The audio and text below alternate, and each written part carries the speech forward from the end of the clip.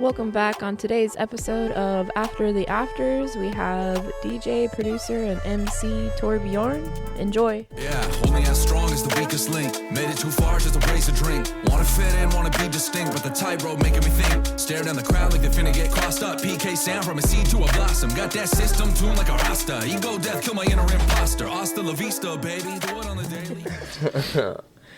How you doing, man? I'm doing really good. Got the day in the studio to myself. Wife's at work and my kids out at daycare, so studio time for dad. Nice. Oh, awesome. How old's your son? My daughter is about to turn 2 at the end of January. Oh, that's a fun age. Yeah, it's a whole new adventure. I've been like single touring DJ for most of my career, and now I'm balancing the family life as well. It's a big change, but it's super fun. How old are you? I just turned 37. My birthday is at the end of November. Okay. So where did your name Tørbjorn come from? Tørbjorn's my real whole first name. I'm Norwegian American. I'm second generation, so my grandparents immigrated, and we've all got like Nordic Viking names. But the homies just call me Tor for short. Tor? Got it. Cool. Yeah, I could not, I didn't know how to say it, so I had to look it up. And you posted a video where it's like, it's got this down here, it's like, nope, down here, nope. And then thankfully you put it just exactly how it said, so. Yeah. Thank you. I get a lot of funny pronunciations. My favorite one ever, I think, was Tor Bonjour. Like, hello, Tor. Yeah. And then I think I read, like, when we first heard about you after LAB, does it mean Thor and bear? Yeah, Björn is bear in Norwegian, and Tor or Thor is just a name, but then it's also like the god of thunder, so it's kind of like a thunder bear. Okay, that's cool. That could be your side project. Yeah, totally. Oh yeah. So at LAB, so we saw you. Was it a Wednesday night set, the first one that we saw? Yeah, we had never heard of you, and then you hopped up there at the Stacks, and we were definitely pretty impressed and super stoked. Were you were rapping that night, right? Yeah, I did like 1 or 2 verses at the end of the set, I think, yeah. Sweet. So how long were you at LIB for? I was there for the whole festival plus like 2 days. So my day job, which is what brings me to a lot of these festivals, is as a sound engineer. I work for PK Sound, their Los Angeles-based hub. So anywhere there's PK speakers on the West Coast, there's like a decent chance that I'm there working with the crew. Sweet. That's cool. Yeah. And that was my second LIB, the year that I played at the Stack stage. I worked with the main stage crew the year before, which was super fun, but all my very close DJ friends hung out at Stacks all weekend. It's like where all the coolest like underground music is, or where a lot of the coolest underground music is. So my shift would get over like maybe 45 minutes to an hour before the Stacks ended. So we'd be like coiling up cables and like putting speakers away and everything and like sprinting across the festival grounds to like go check out the last, like the secret headliner is at the end of every night at Stacks. They do like a 75-minute set. And the year that I was working with the crew, some good friends of mine who were supposed to be the Wednesday secret headliners had like a schedule conflict. So like silver lining for me when the stage director was kind of asking around, do we have someone nearby that we think could fill in? Like 4 or 5 of the homies who were nearby was like, you guys got to put Tor on. Just kind of right place at the right time. We had an epic crowd, and I'm always like dressed for the job I want and the one that I have. So I like had like a really solid DJ set, almost all originals that I was like practicing on my laptop on the flight over to LAX or to Burbank, I think I flew into. And then like the opportunity arose and got to get up in front of like 2,000 people and throw down. And yeah, it was awesome. It was like, felt very well earned, but also like luck is preparation meeting opportunity or whatever they say. So it felt like a little bit of that too. That's awesome. What other festivals have you played? I seen, were you at Apocalypse this year? I was at Apocalypse with the PK crew again. Yeah, Okay. we were. So we had crews there doing 3 stages, and they had placed me on the drum and bass stage, which was super fun. Okay. They booked like almost all like UK British drum and bass acts, since it was like a lot of classics and guys that are DJs and artists that are like really big over there, but are kind of like just breaking in now that drum and bass is like cool in America right now. So it was like super cool to see all those guys play. Mephius was a favorite. Who is it? Mephius? Mephius or Mefjus, I'm not sure how to pronounce it, to be honest. I'll have to look him up. I like drum and bass, but it's like newish for me. I've only recently got into it, like maybe a year ago. So yeah, it's definitely, it's getting to be more popular over here for sure. Yeah, it's having a big moment in North America right now. I guess maybe in Canada it's been popular. They have this like cool like Canadian-British connection that's unique in their like art scene, unique to what we have in the States. And so I feel like if you go north of the border, like Shambhala and Samsara and those kind of festivals, you get like a little taste of what's going to be cool here coming from England before we get it, I feel like. Okay. So do you have any crazy stories or experiences that's happened, like when you're during a set or working with the PK group? Some crazy stories. I think the craziest, I think, is like people going over the sound curfew at the end of the night. It doesn't seem that crazy for the crowd. Obviously, there's like one more song energy at the end of the night, especially if you have a big stage and a big artist.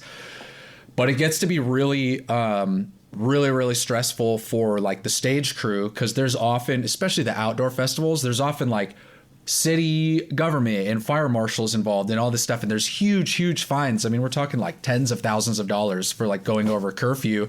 Wow. When you noise ordinance for a city is like you have to be quiet after 10 p.m. and they're licensing and paying to be able to go till 2 a.m. Like the fire department is like there at 2 a.m. like looking at their watch being like, are you guys gonna cut us a check for 40 grand, or are we gonna like shut it down on time? And artists don't always have that in mind. They're riding the high of this like epic moment on stage, as they should. They've earned it if they're in that slot. But there's like a little dance there. Another great example of that is Red Rocks, like the famous I was gonna say. Famous Colorado-based venue. I think there's like some lore that a big dubstep DJ like 10 years ago has to do with this, but I don't know the whole story. But I got to run sound there on tour with Prof, which was like a huge blessing and a really, really cool moment. And I had to sign a contract with the city of Morrison that is like, we have a 3-strike sound ordinance policy, and if you go over the decibel limit, the operator of the soundboard is fined $10,000. So there's a lot of pressure in those moments that like almost nobody sees or feels except for like the crew, because it's not party adjacent and it's like, you know, not part of the art. But yeah, those moments can be a lot of pressure that the artists don't necessarily feel, but they have like, they impact what happens there sometimes. So yeah, I'm from Colorado, so I've been to like tons of Red Rock shows, and that was always what people were talking about. And I also heard it was because all the workers have to stay longer, so then you also have to pay all them. But I've definitely seen like Pretty Lights go way over his time limit years ago, and then I'm assuming the DJ you're talking about might be Bass Nectar, because I know he's had a tendency of playing late sets at Red Rocks. I don't know if he's like the only one responsible, but I think that was like the headline was one of his shows back in the day, was like the straw that broke the camel's back. They're like, we can't keep like slamming, like the rocks were getting damaged due to like excessive bass or something like that. Which is crazy, because now there's so many bass shows there, like all summer or all year long. Yeah, they're strict with like the noise ordinance though, and like how loud you can be. I have a buddy of mine who used to tour with Flume for a long time, and he like, his joke to me was like, if you're mixing at Red Rocks The third strike is when they fine you. You got to at least get 2 strikes for it to be a good show. And I was feeling just like, so like, dude, that's a lot of money on the line. I'm not even trying to get any strikes against me on the soundboard at all. Yeah. So some of the names of your songs, how do you come up with those? How do you name your songs? There's kind of like there's two sort of like trees of songs that I'm making right now. I have like AV show focused material, and that's kind of like the elevator pitch for that is like the pillars of hip hop represented through the lens of bass music. So it's emceeing, it's DJing, there's dancers on stage, and there's visual arts that make up that show. Those all kind of just get like normal song titles, like Far Out or Head Spin is my newest one that's coming out on K-Lab's resurgence of his record label. Super excited about that. But on the like strictly like beat production side, it's all kind of like conjoined song names and then an underscore and then like a abbreviation for a physical medium that you would have listened to music on in the era that the like creative comes from. It's kind of a weird way to explain it, but let me give you an example. 8-track tapes. It's like a really old obsolete media. They were used in the 60s and maybe until like the mid 70s, these like big chunky square tapes. Mm-hmm. That I have a beat tape series that's like 8-track beats, and all of the album art is based off of those like types of cassettes, and a lot of the album artwork and some of the samples and sounds come from stuff in that era in the 60s and 70s when those cassettes would have been used. And then I'm doing series of those over and over again that will eventually lead to one full-length album, which will be underscore LP, and that'll be called Physical Medium. So the tracks leading up to the Physical Medium album are all like big like titles squished together. So one of them is like all one word, You Think a Monster Lives in Each of Us, 8-track, et cetera, et cetera. Okay, that's cool. Yeah, I was curious, like, because I would see, like, you'd put the underscore and then, like, the number and, like, 7 in or something. Yeah, so the 2-track EPs are 7 inches. If you put two tracks out back in the day, it'd be like side A and B of a 7-inch vinyl record. Gotcha. That's cool. Yeah. Okay. Yeah, it's kind of just a way to like differentiate. I'm really passionate about like vocals in bass music and like super inspired by MCs of all kind, rapping of all kind and singing of all kind. But then I also have these bookings where that's like or these performances where that's like not the thing to do. Like a DJ set is, you know, what people want, not necessarily someone rapping. So that's kind of why I have those two lanes. Okay. Just those two different lanes of music, the MC focused stuff and the beats focused stuff. So I can kind of get on stage and perform in like a couple different ways that I'm passionate about. Nice. So are you doing just like rap shows too? Less than the bass music stuff for sure, but yeah, I've toured the US and Europe opening for a Seattle-based rap group called Dark Time Sunshine. Really, really cool guys from Seattle that are into some weird and alternative stuff, but it is predominantly just like underground hip hop. So doing like bass music and DJ sets like that didn't really make sense on that tour. So I kind of like edited a lot of the material and focused on the rapping and singing.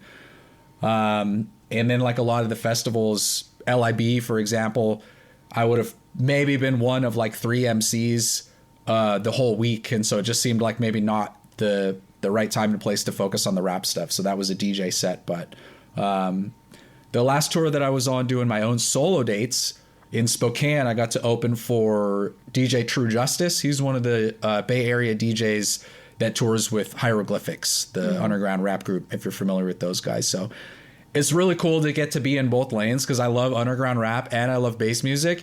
And ideally, everything would be like, you know, kind of like a Shambhala vibe where like everyone's down with both of them and those two styles get to collaborate on the same stages. But, you know, not everyone sees it that way. A lot of like national rap tours are like really about rapping and not about DJing as much. And then cut to like EDC, Insomniac events and those kind of things. It's very much DJ culture. You would not, more often than not, you would not expect a rapper to be like a headline artist or let alone like a support artist. Though I think they did have like Ludacris and Busta Rhymes at EDC Orlando, but Maybe that's a They had, different like, story. T-Pain and someone else. T-Pain, Yeah. It's very strange. Yeah. So maybe like the tides are changing, you know what I mean? And those things are converging on the main stage, which I'd be super stoked about. But it seems like there's still some room for growth there. Yeah, it's definitely nice having the little bit of the mix of the different genres. We prefer going to festivals or shows that have that good mix of a little bit of, you know, not just strictly EDM. Yeah, he loves jam bands. Yeah, so we do a lot of Nice. that. But I'll listen to like bluegrass, and then I'll listen to like dubstep. Like if you're going through my like songs, it's just everything. So I used to go to a music festival in Illinois called Summer Camp, and it had literally a little bit of everything. I was just going to ask if you had visited out in the Midwest. It seems like the jam band bass music crossover is like really, really strong there. Are you familiar with Reconnection Festival? They're like near St. Louis area. No. Really, really cool, small festival. I got to go to one in like 2017, and I went to one maybe 2 years ago.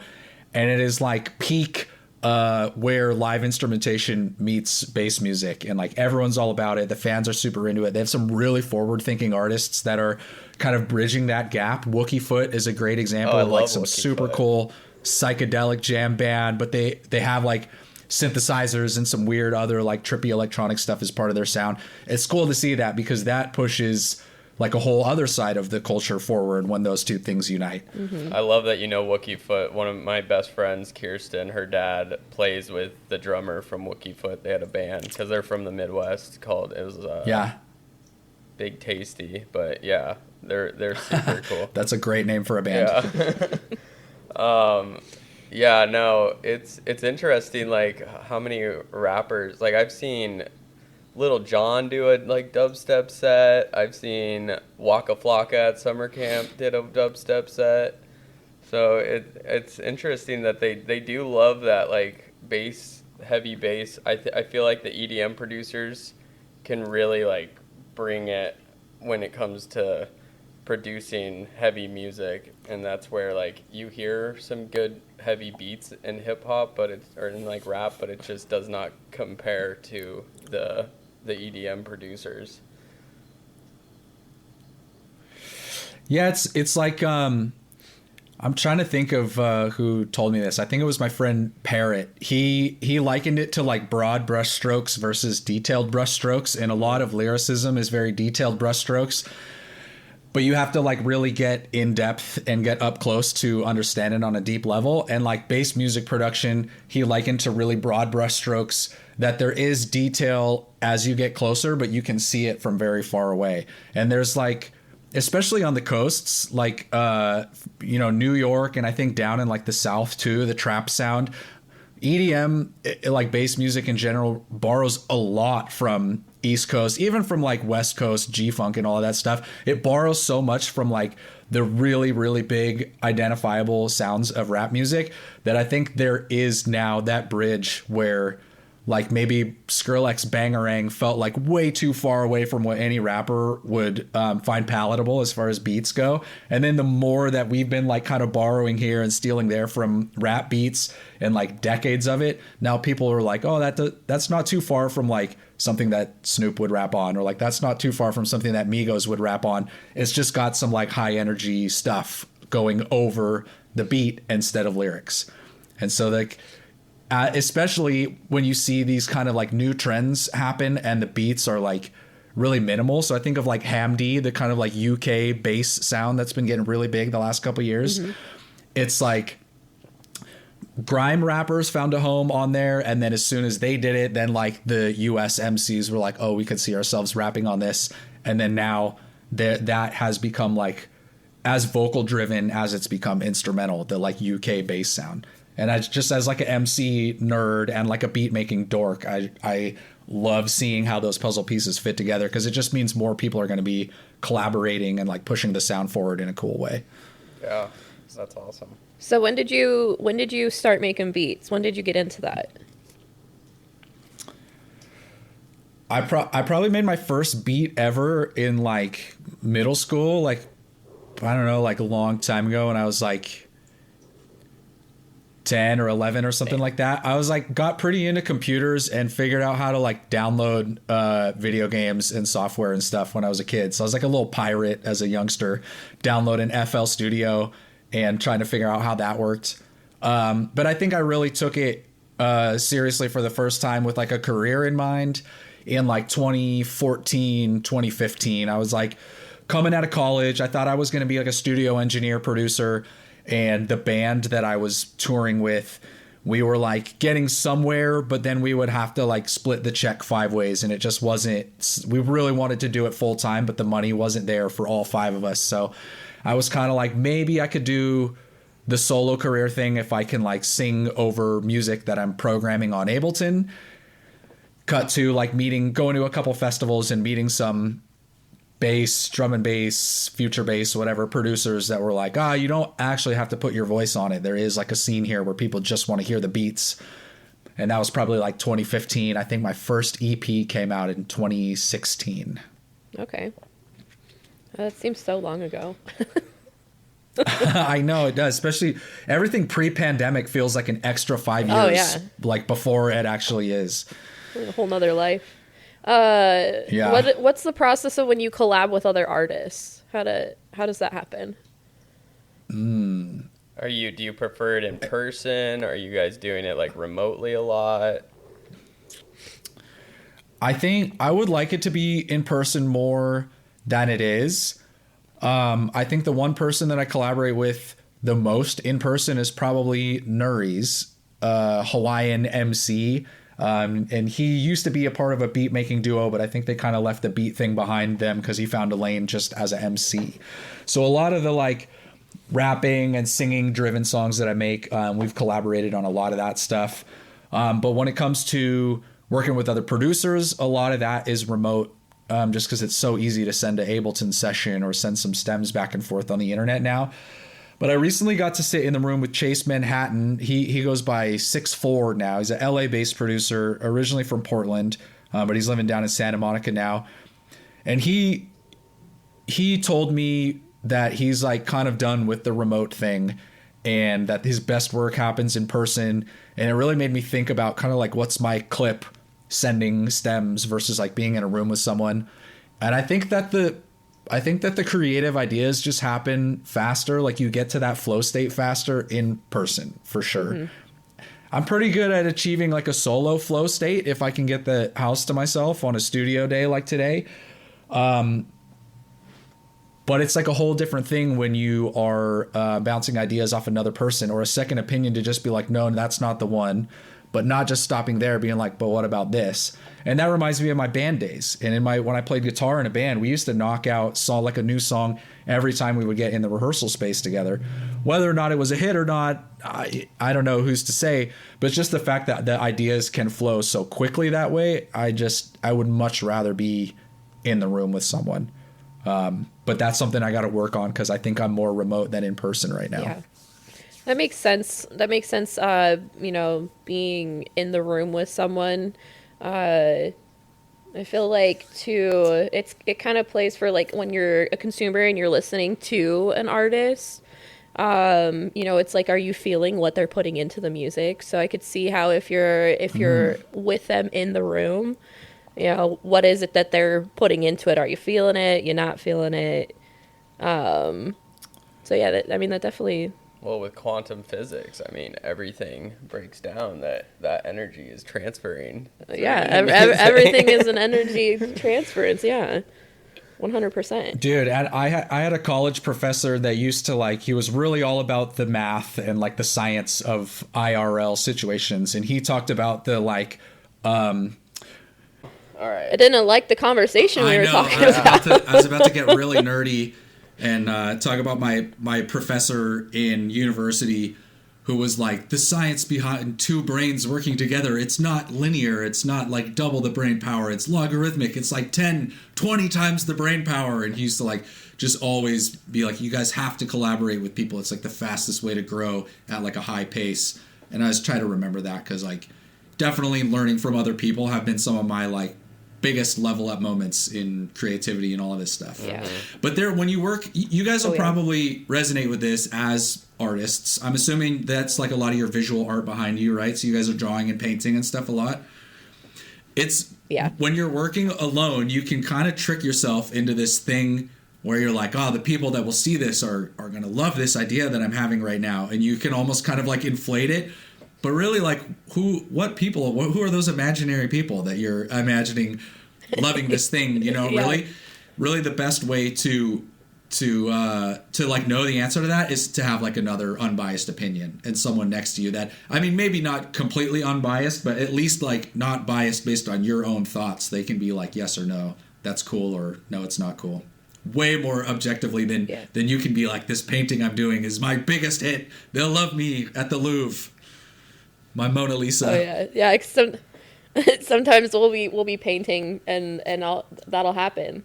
I'll be painting and it's like, it's okay. It's okay. You're just like, dang, I thought it was so good. Or like a collage art. Yeah, we've been doing a lot of collaging and because we got like hundreds of Playboys from my older relatives, so we've been just like cutting out old clippings and trying to make cool stuff. And I have like I'm like, oh, this is gonna be so sick, and then I show it to her and she's just like, it's like not the reaction I was hoping for. But at least you have that like layer of protection to get that from someone you trust, rather than taking it all the way to the end and then you're like, oh yeah, this huge crowd of people doesn't like it. That'd be way worse than. Sometimes it cuts deep when it's your partner or your collaborator more than a stranger, but you know, still. Yep. Yeah.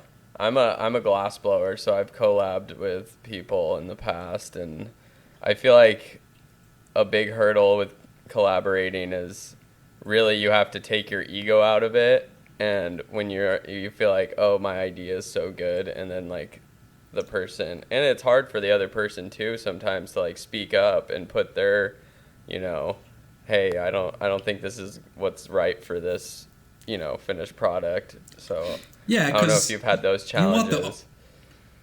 You want the art to be good, but you don't want to like, you know, go like punch down on your friend or whatever, or like ruin, you know, if they're like feeling some creative idea. I've had difficulties on both sides of that. I think with people, there's a couple people for some reason that I'm like really good at taking criticism from, and especially like before a song goes out, my homie Sam and my homie Nico, they're like my first line of defense, because we've just both of us, or all three of us separately and all together, we've collaborated so much, we understand each other's like taste and artistic style so much that I think we're like informed to just give that harsh yes or no. But like talking to, sometimes I'll work really hard on something and like show it to my wife. We don't collaborate as much, but I hold her like in really, really high regard as an artist. And so I think because we have fewer collaborations, and there's obviously like a relationship outside of like the creative stuff that's like involved in those conversations, it like cuts way deeper when she's not into something than like when some of my homies. And you know, there's probably some psychology behind that and the husband and wife thing and you know all of that stuff, but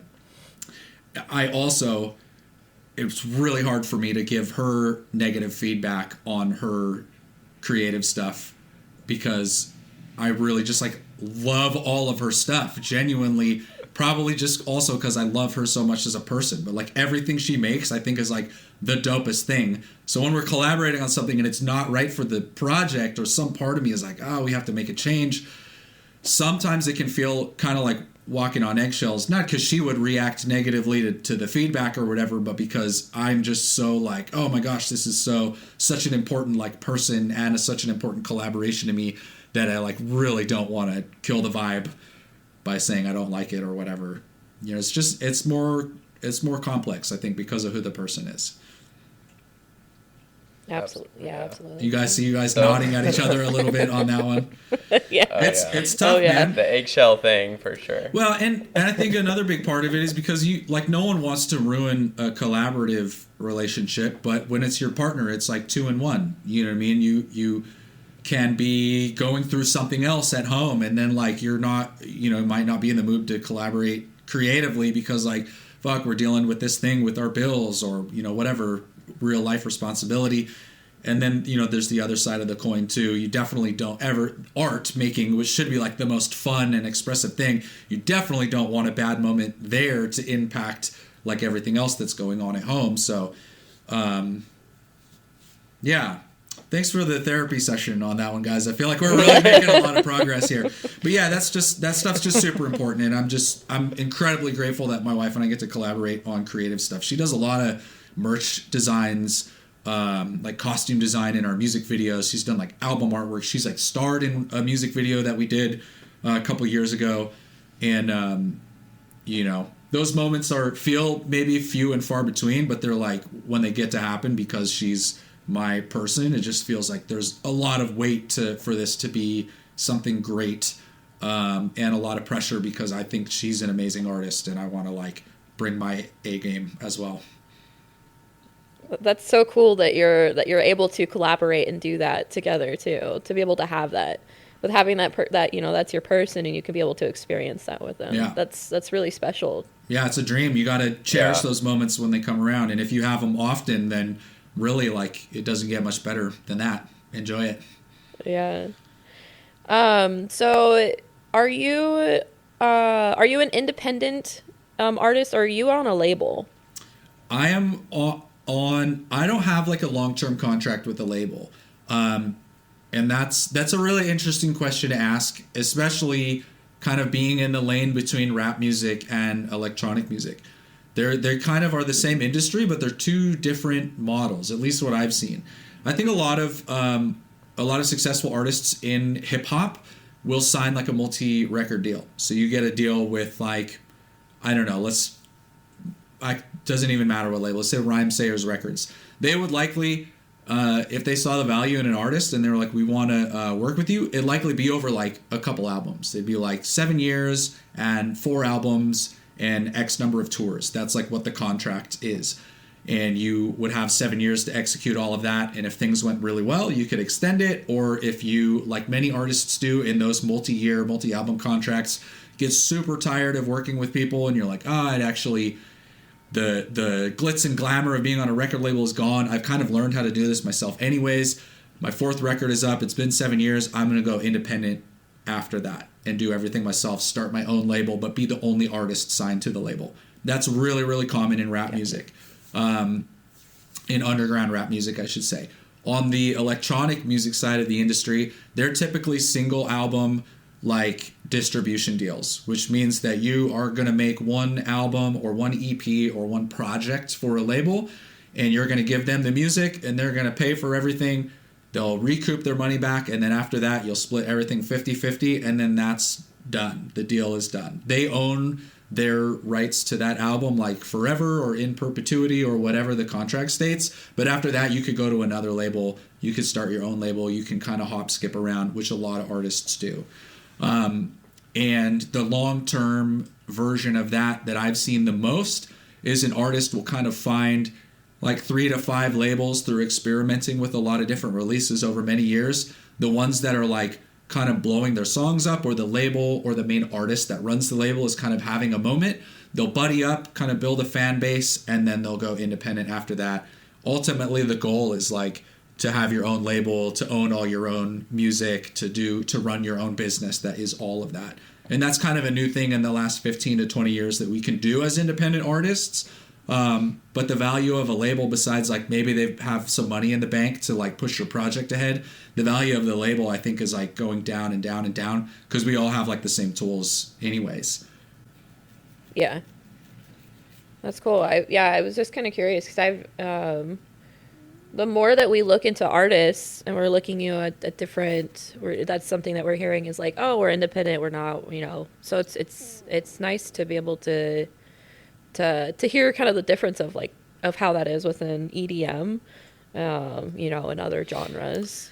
So. I think the biggest reason those two are so different is because in electronic music, really like what a label is in today's age is just like a business that exists on the internet. They maybe also have some physical merchandise that they're selling, but they'll have like an office that houses all of that and someone who's running their web shop and just shipping all of that stuff out. So much of it is on the internet that really like the barrier to entry is being like really tech savvy and understanding like what the different apps are, what the different services are, and which ones like earn revenue, and how to like best practices of running all of those in tandem. And I think that people that are making electronic music are already pretty like internet and like computer adept from just that's your instrument is like a laptop or, you know, a recording studio in most cases. But in hip hop, that's not always necessarily the case. A lot of people are tech savvy. A lot of people are business savvy. But on the artist side, it's not as many multifaceted artists. A lot of people are like really, really charismatic, really good storytellers, and really good lyricists. And none of those things are like technology dependent necessarily. So you'll see like more rappers working with producers, working with engineers, having like a whole team behind them in the studio and on the music business side of what they do, and having managers, et cetera, et cetera. And then that exists in the DJ world and in the electronic producer world too. But I think it's like a way, way higher threshold where people are able to like earn money and make a career off of it just themselves in their like home studio situation, from Bandcamp, Spotify, all that kind of streaming stuff. Maybe they're like slick and have someone that is helping them with merch, or they're like making and selling their own merch. But, you know, there's a lot of money to be made. There's a lot of your bills to be paid learning how to grow a fan base online and learning how to like sell different pieces of your art. And I think the parallel in the physical art world is like festival vending and, you know, people that specialize in clothing or specialize in prints and originals. It's the same kind of thing. It's like, if you can mass produce your art, you're good at getting people's attention and finding the people that really like that art and want to own it, and you're good at like marketing yourself online. There's probably a lane for you as an artist, at least with some side hustle sized income. You know, if what you make is coming from a genuine place and is like good quality. There's definitely like a bigger community for niche art now than ever. So what are some of the like advantages, disadvantages of using like Spotify versus like Bandcamp? I saw like yesterday you made a post because right now everything on social media is like Spotify, you know, I've listened to this and this. 25 rap, yeah, so like everyone is posting about that right now. Yeah. And you made a post about Spotify and Bandcamp. So what are some of the disadvantages, advantages to that? I'm a little spicy with the Spotify stuff because morally as a company, they're really reprehensible. And like their former CEO, in my like dramatic opinion, has done more to like ruin the landscape for independent artists than like anyone else in our lifetime by slashing royalty rates and putting thresholds above where people can get paid, doing all these different things that are, to be fair, that are in the favor of the listener and make the listener's experience really, really good and really, really affordable. But at the cost of like artists having to give everything, give up a lot of their rights, give up all their royalties. So it's tricky because I want to do what's best for the people that want to listen to the music, which means I have to play the Spotify game and try to do extensive marketing to people that pay for their one platform that happens to be Spotify, give them a chance to hear my music. But as a creator, it's like I couldn't possibly be getting less in return for those efforts from Spotify. And so that's where I kind of like tongue-in-cheek every year when it's Spotify Wrapped season and everyone's posting their top 10 artists or their creators are posting like how many countries and how many hours and whatever. Instead of like posting my stats and like competing is really what it is with all the other artists that post that.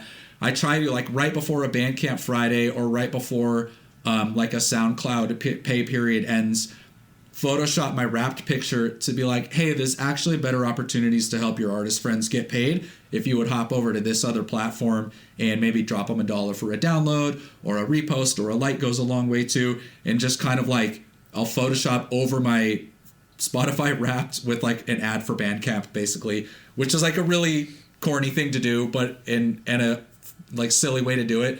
But that's like what that is all about. I like am on Spotify because you have to be, because it's good for the listener, but want to make sure that I'm communicating to fans of me and any artist that like there's other way better ways to support your artists if you want to be a part of pushing that forward. Yeah, absolutely. So on Bandcamp, is it more accessible to like donate to the artist? Yeah, their Bandcamp's share is like 74%, or maybe it's higher than that, but you I think it's 85%, but the artist pays part of the tax. So like for every dollar, you're making about 75 cents. And then on Bandcamp Friday, the first Friday of every month, they waive all fees and taxes. And so if you spend $1, the artist gets $1. And so you'll see a lot of people releasing on the first Friday of every month, or like a couple days leading up to that, and pushing that Bandcamp Friday. Because a lot of people, especially DJs that want the actual files and they want them in high quality, Bandcamp's one of the best places to get that. If you just stream music, Bandcamp's pretty sick as well, but because it's an independent platform, you might not find like all of the artists that you would expect if you're like a Drake or a Taylor Swift listener. Bandcamp's maybe not the top spot, but if you're passionate about independent artists, your artist community and underground artists, you'll find stuff there probably before most other platforms, because for the underground artists, you'll find Bandcamp being like one of the first destinations, because it's free to make an account and you can start making money like the first day that you start your account if you have some people that want to buy your music. It's an awesome platform for that. And they let you direct message. So if people buy your music, Bandcamp internally will let you like email campaign to them down the road when you have future releases coming out. And I don't know what your guys' like communication with your art fans are, or if you how much you spend marketing and communicating on like the business side of what you do. But direct to fan messaging is like really hard via social media, unless you're like super slick with your DMs. But even then, you have to send individual messages to people. Meta and like Google at some point will be like, yo, you're sending too many messages. You got to like slow it down for the next hour. We're going to stop you from sending messages. It can be really tricky to make sure that all of your supporters get your message, and Bandcamp lets you email them directly through the portal, which is like for free, which is like insanely valuable tool. That's cool. Yeah, that's really cool. Do people post podcasts on there? I'm sure they do. Yeah, I don't know. I mean, you can stream and you can upload audio like up to 3 hours long or something like that. People post sets and all kinds of long form media, so might be a sweet way for you guys to do that. I don't know if there's like a pay to stream, or if you would want to just like post them up there for free or whatever, but it's a pretty sweet tool for anything audio related. Sweet. Yeah, we'll have to check that out. So do you have any upcoming shows? It's like almost end of the year. Well, we got 1 month left of this year. Yeah, I have one more show for 2025, December 20th, I think. My whole family and I are flying out to Hawaii, and we're performing at a pagan solstice celebration on the island of Maui. With a bunch of cool like Maui-based artists and my two close friends, Nuris and Collecta. Some festival buddies who live out there in Hawaii and are like awesome DJs, and Nuris is a MC. He and I've collaborated on a lot of music in the past, so we've got like a 2-hour slot for the three of us to do a big back-to-back set. So we're excited. Oh, that's cool. In Hawaii too. I mean, that's like a 2-for-1. You guys get it's beautiful there. Vacation. Yeah, Christmas in Hawaii. We've got a lot of really close friends out there. We're blessed with some people that kind of take us in and treat us like family. And so when we here up in the Northwest in like Seattle, Tacoma area, when we start to get the rain and like the gray for months on end, we always try to break that up somehow and like get some authentic vitamin D in our system to fight the winter blues, because the winters get tough up here in Washington for sure. Oh yeah, very cool. All right, well, you got anything else? I think that about wraps it up. Yeah, well, thank you so much for joining us today. Yeah, where can everyone find you? I'm on the internet everywhere at Beats by Tor on every social media platform, or beatsbytor, TOR.com is my website. You'll find links to everything there. And super stoked. We're closing out the year strong with a beat tape, an EP that just dropped. I've got a music video for my recent EP, Tone Mulling, is dropping here in a couple days after we record this. What else? I've got songs coming out with Homemade Spaceship. I was featured on his recent EP, which I'm like super stoked to be a part of that. K-Lab's record label, Junk Food Records, is featuring my new song Headspin on their compilation alongside like some of my all-time favorite artists. It's like super rad to get to be a part of that.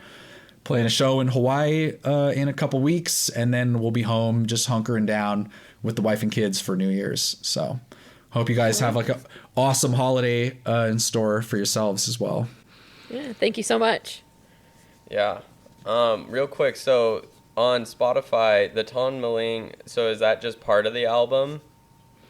That is, I'm calling it an album, but really it's an EP. It's 3 songs. Okay. With so it's the first one, was it Janta? Soft J with Yanta. Yanta, okay. And I love that's like violin in it. Yeah, it's like a folk instrument called Hardanger fiddle. It's like Norway's national instrument. It's like a flat violin, so you play chords on it, and then there's strings underneath that like float that you don't bow, but they resonate when you play the top strings. So it's like the devil's fiddle because it harmonizes with itself with the understrings. Interesting. Are you playing that instrument in that song? I played a little bit of that instrument back in the day. I own one, but don't play it so much recently. On the album, it was performed by Rachel Nesvik, who's a longtime family friend. Very cool. And are you all the vocals in those 3 songs? Yep, that's all my vocals. Sweet. Hell yeah. It took me a minute to because I was listening to a bunch of your music, and I think in other songs I hear other rappers, so I just assumed, and then I was like, wait, I remember he was rapping at LIB, so I'm pretty sure that this is him on these tracks. So it was very, very good. I love hearing it. Nice. Yeah, I think that about wraps it up. Thank you so much for coming on. You're actually our first guest. We've been really putting a lot of energy the past couple months, getting this thing really out there. So we really appreciate it. Awesome. Hell yeah. Well, thank you guys so much. Happy holidays. Yeah, and happy holidays. Hello to your dog as well. Yeah, she's been sleeping the whole time. All right. Take it easy, Tor. All right. Thanks. See you guys. See you guys.